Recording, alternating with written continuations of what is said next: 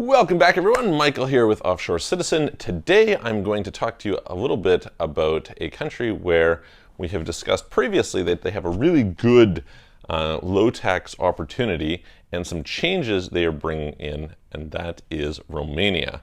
So for those of you who aren't familiar, Romania, definitely worth visiting. Great country, lots to appreciate. I've talked previously about some of the things that I think are great about it as a place to set up an office, as a place that a person can relocate within Europe to get relatively low tax treatment. I'm going to talk a little bit about that and about the changes that make it somewhat less attractive, although still workable. So let's dive in. Before we do, if you haven't already, please hit the subscribe button, hit the all notification bell.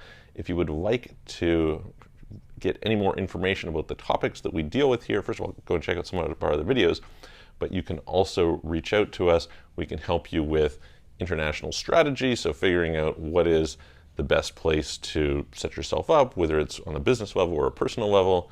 We can help you to actually know what is the best strategy for reducing your global tax, doing your international banking, etc., and then actually help you to implement that plan, setting up companies, opening bank accounts, getting residencies, getting second citizenships, etc. So please reach out to us. You can book a call, calendly.com/Michael-Rosmer. There's a link in the description below, or send a message through offshorecitizen.net.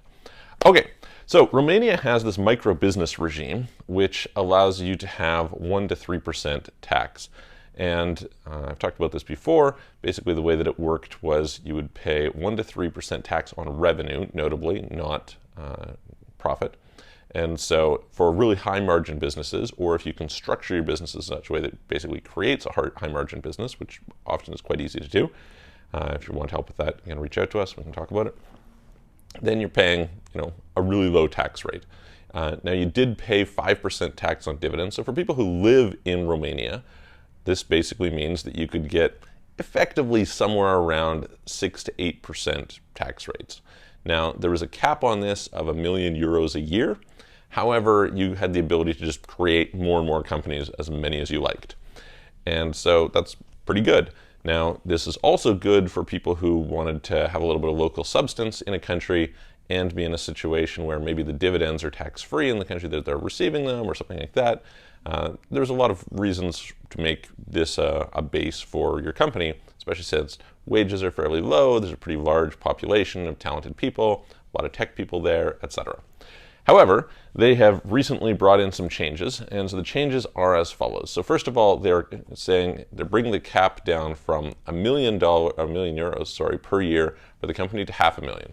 So still for the right people, not a bad deal. $500,000, not an issue. But you can only have 3 companies now. So a little bit more expensive, a little bit more of a hassle if you want to operate in this way. So that's the first thing that is a major change. The second major change is they are shifting so that you are going from having 5% dividend tax to 8% dividend tax. So, now you're talking about really an effective tax rate if you plan it well of somewhere around 9%. Now this makes it competitive with Hungary, but actually better than Hungary because Hungary, of course, you have the dividend withholding taxes are fairly high. So, could still be maybe the most attractive option in Europe. It's kind of in the similar lines as Bulgaria, depending on what it is that's going on there. Certainly, if you're a foreign company, it's still cheaper than Bulgaria. So Bulgaria has 10% flat tax plus 5% on dividends, so you end up with 14.5%. So you're still ahead of the game if you can structure it right. And here's the other thing. Realistically, you don't actually have to withdraw that money. You could just have the company spend the money. And so, yes, that would not reduce your tax rate on the company level, but it could reduce it in terms of the overall effective tax rate that you have to pay. So anyway, that is the change that they're bringing into Romania, and so it makes it a little bit less attractive. This being said, we often actually use Romanian companies for the right situation. I always tell people there is no one size fits all. I can't tell you, hey, listen, here's the structure and go and buy it. Anyone who tells you that is absolutely, it's malpractice in this industry. But this being said, for the right people, it can be a good solution. So if you want help, please reach out to us, and I will see you guys on the next video.